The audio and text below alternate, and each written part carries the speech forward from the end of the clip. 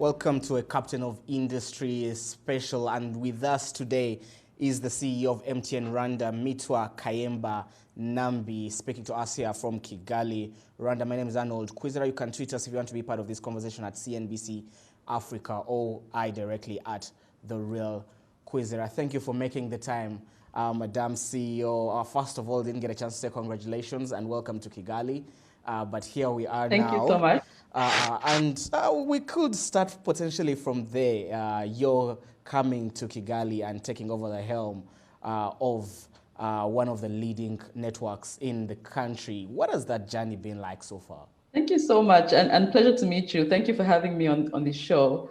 I think coming to Rwanda, it's been an extremely exciting journey and refreshing for me, particularly because, you know, as MTN Rwanda, our whole mission here in Rwanda is to lead digital for the benefit of Rwandans.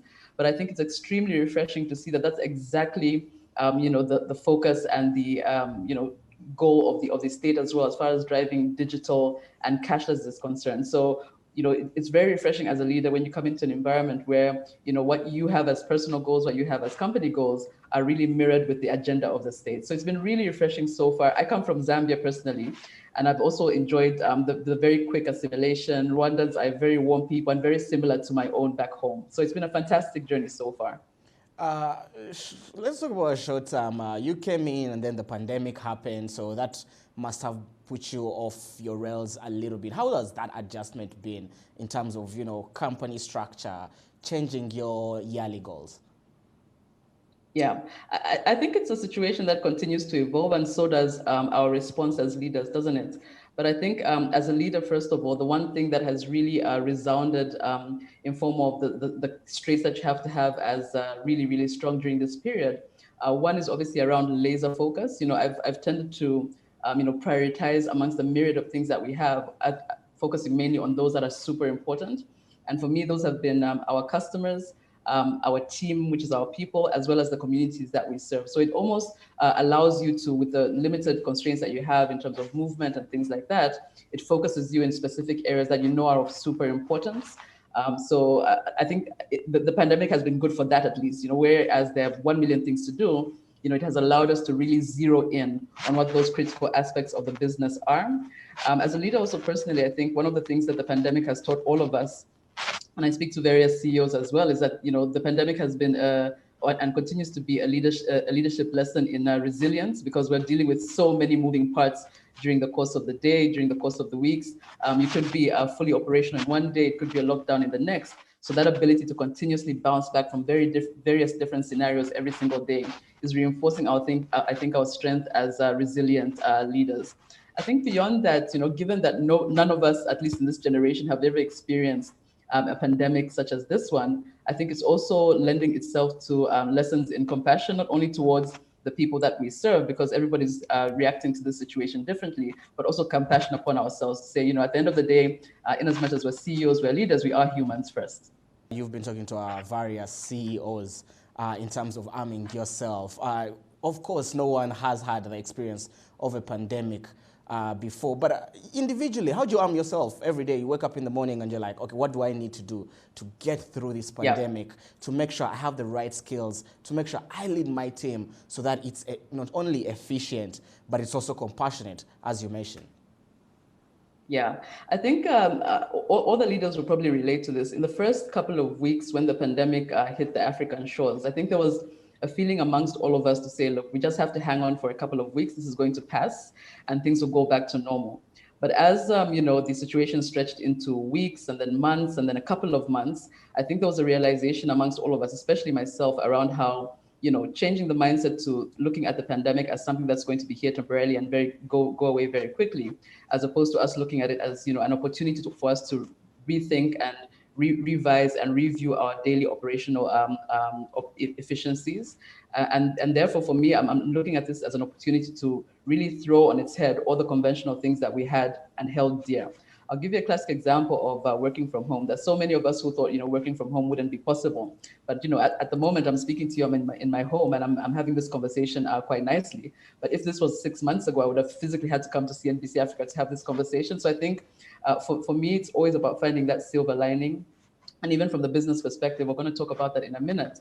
But there's one way of us, focusing on everything negative that has come out of the pandemic. But for every gray cloud that I believe the pandemic has brought, every single day, I'm always scouting for what that silver lining is, and I think that's what keeps me going. And at the end of the day, I mean, we're still in operation, we're still in good health, and we're still able to serve the communities that we intended to serve at the beginning. And I think that's what gives me the most confidence and energy, to be honest, coming up every day. Let's talk about digitization. You came into a country that had a vision regarding digitization, over 90% internet penetration there. You carried out a very exciting campaign towards the end of last year and the beginning of this year in regards to that. How has been the uptick and how has it differed from previous markets where you've been?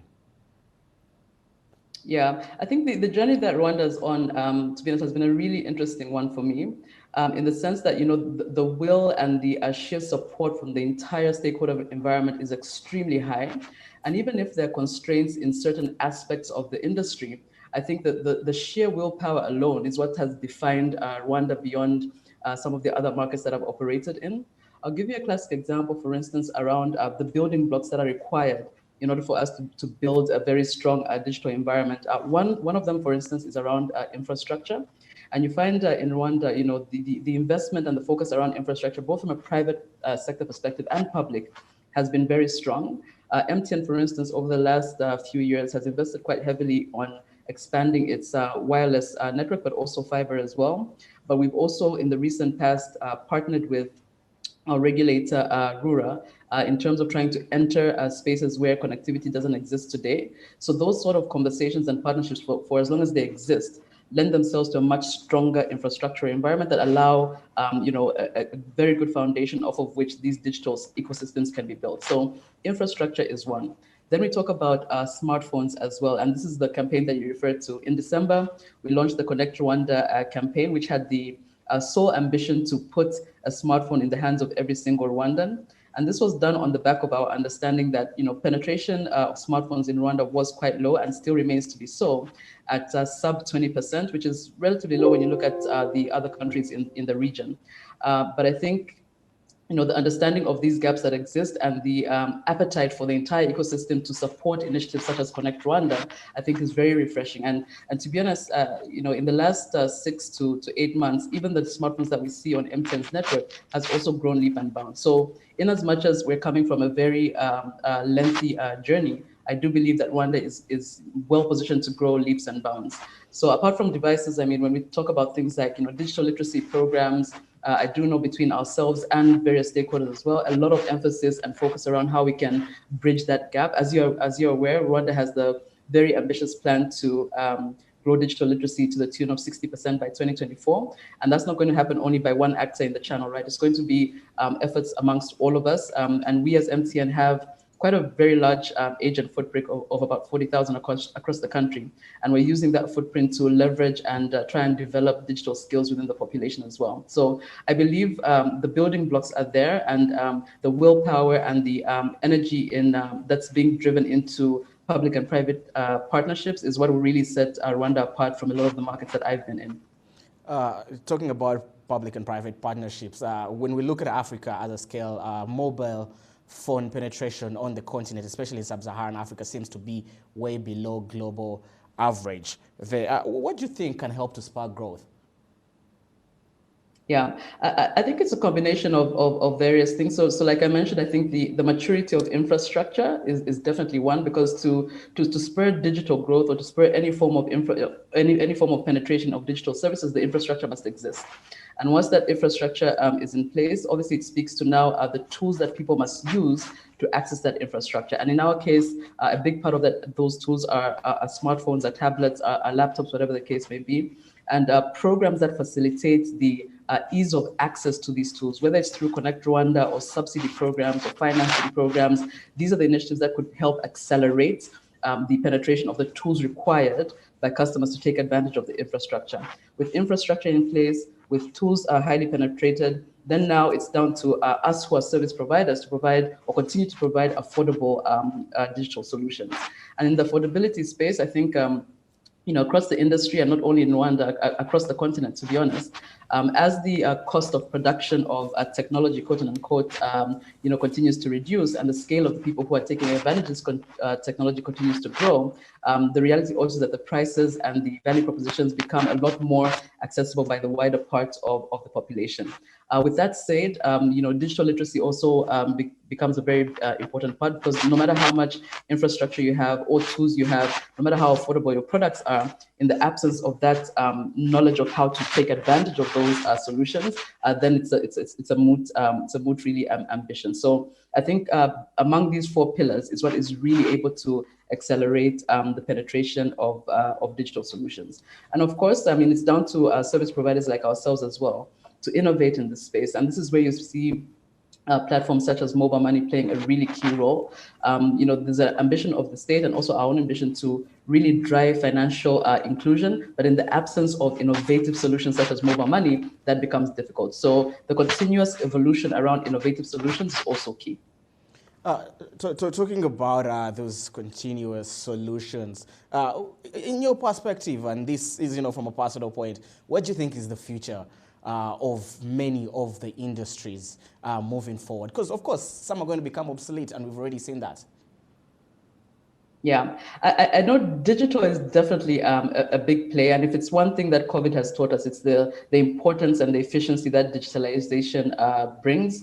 And if I speak about our own operations as MTN, because we're a corporate just as anybody else, I can't begin to describe to you the amount of efficiency we've drawn from digitizing a lot of our processes, digitizing a lot of our engagements, whether it's with our suppliers, our partners, our customers, our regulators.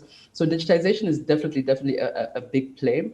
I also do see the rise of an emerging SME, in the sense that that there's so many challenges, but also opportunities that the pandemic has exposed.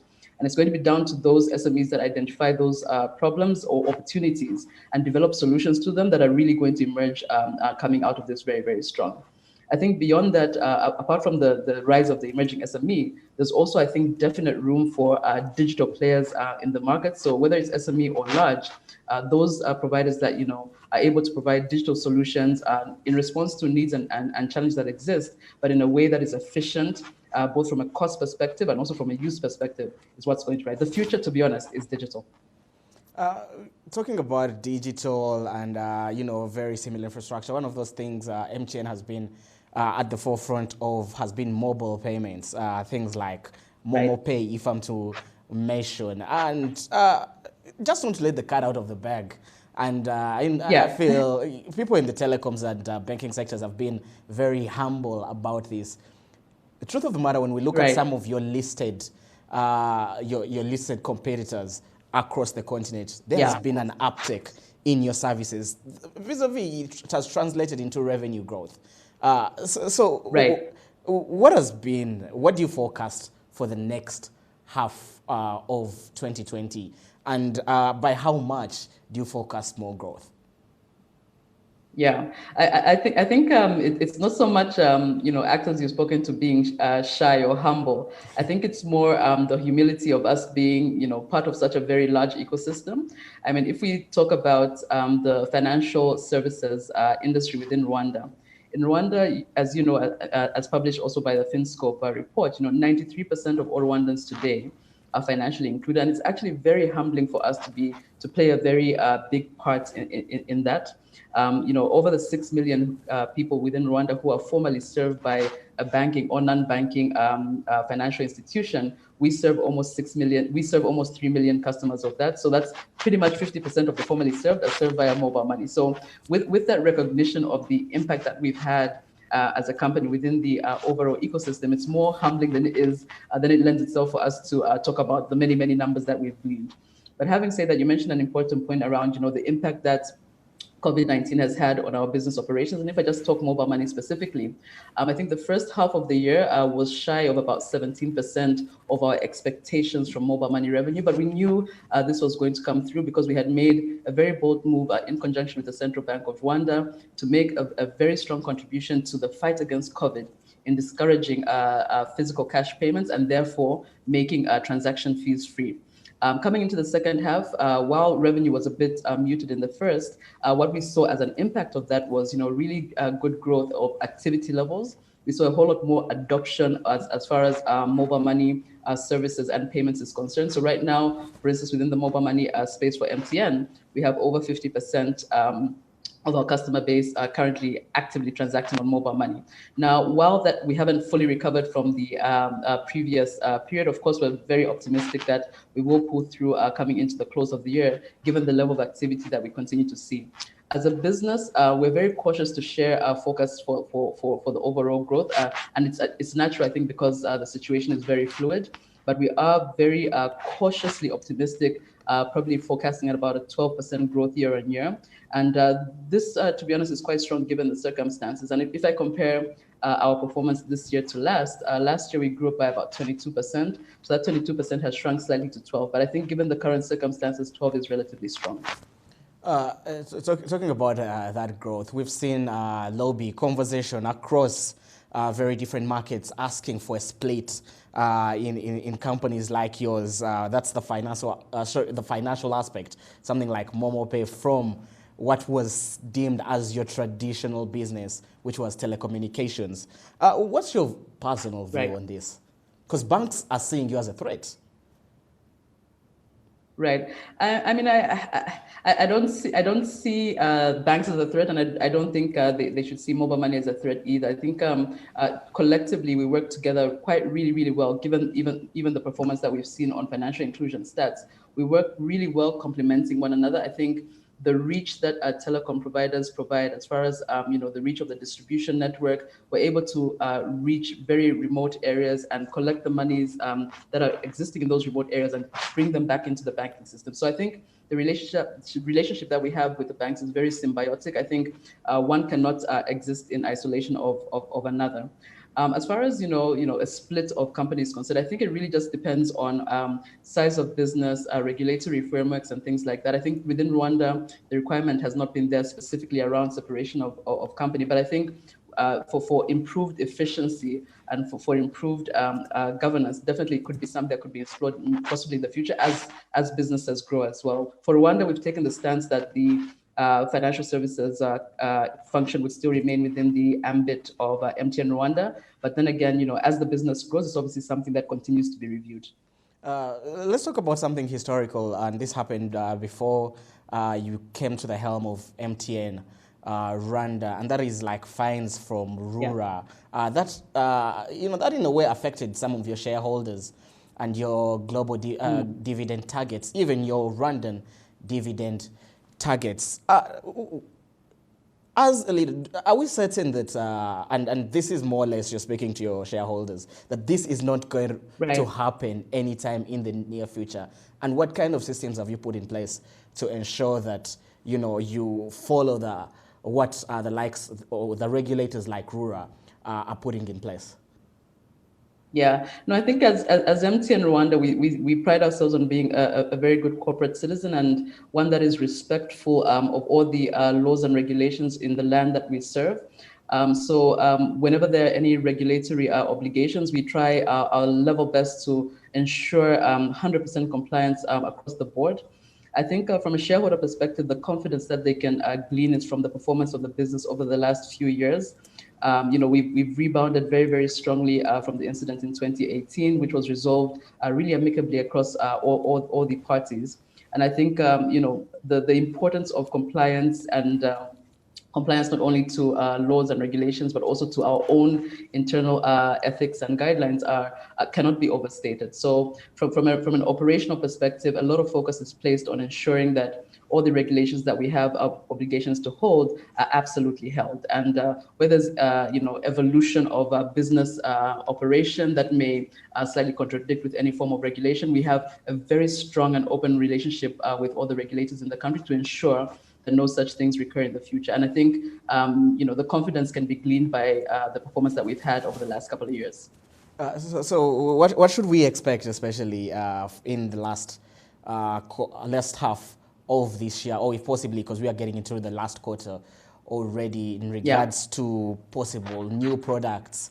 Maybe are we expecting you to go back to cutting those prices regarding Momo Pay subscriptions? What's in for consumers coming in from MTN?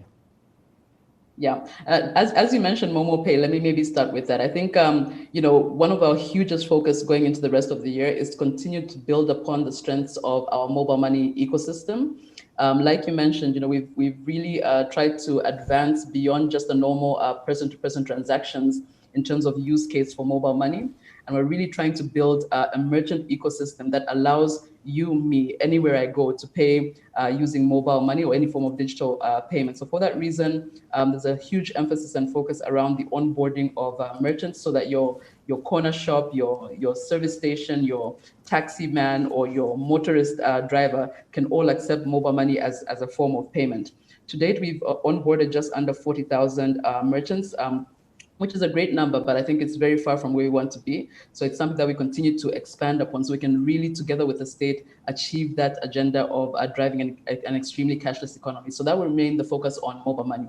As far as fees are concerned, as you would know, Momo Pay being the level one focus in terms of building the ecosystem continues to remain free. So in as much as we discounted very heavily our person-to-person transactions, the Momo Pay environment still remain free in order to facilitate the adoption of merchant payments using mobile money. So mobile money will continue to remain one of our largest priorities, and you'll see a lot of innovation coming out in this space. We announced earlier in the year that we'll be opening up our integration points, APIs, to the general public, so that if you're a business developer or an application developer, a young content creator, you're able to develop applications that can interact with mobile money, and all this is being done in efforts to really enrich that mobile money ecosystem, so that by the time we're all said and done, we can all look back to this period as the period where cashless really became a reality. So that's in the mobile money space. You will also see, I think, from MTN Rwanda, continued investment in the network. Obviously, customer experience remains absolutely key for us. And I think it's even more important now where people are working and learning from home. So you'll see continued investment in that regard, and then also continued development of various products and services around the data space. For our enterprise customers, I think we're really excited to play a much more vocal role around the SME segment. I think traditionally we've served large and medium-sized corporates, but we have over the recent past developed some really affordable solutions tailor-made to SMEs that allow, for instance, the sharing of minutes, the sharing of data, the sharing of SMSs, which they were not able to do before. But all this has been done also in recognition of the current climate and the current context under which SMEs are operating, where there's a bit more consciousness around spend, and you may want to be able to share the resources that you have with the employees in your office. So that'll be around SMEs as well. In the digital solution space, a lot of exciting stuff that's happening. We recently announced a partnership with Ayoba, which is an instant messaging app that allows you to send and receive not only text messages, but video, voice notes, the same as you would with any other messaging application. And today on MTN, that's completely free. We're really excited about this one because when we started, we didn't know how it would be received in the market. But today we have over 150,000 people who are actively communicating over this free instant messaging app. And that's really lends itself to a lot of excitement on our part. And we're looking to really build Ayoba into what we'll call a super app. So you, beyond just exchanging conversations with people, you may also see mobile money functionality coming into there, information in form of news feeds, entertainment, and we're partnering with a lot of local content providers in that regard. So a lot of great stuff are coming from a business perspective. But I think just in closing that statement, I think what the communities that we serve can also expect is also us upholding the commitments that we made at the start of the year. As you know, we have the MTN Foundation that runs a lot of our community projects. So you'd see us, still continuing our youth empowerment projects, education, our support of women. Despite the times being tough, we have committed to ourselves and to the communities that we serve that will continue and ride those projects through to the close of the year. Thank you, and thank you for making the time, Madam CEO. Pleasure. That was the CEO of MTN Rwanda, Mitwa Ng'ambi, speaking to us. You've been watching another edition of Captains of Industry with me, Arnold Kwizera. Now feel free to tweet us at CNBC Africa, or you could tweet me directly at The Real Kwizera to be part of this conversation. Have a blessed rest of your day.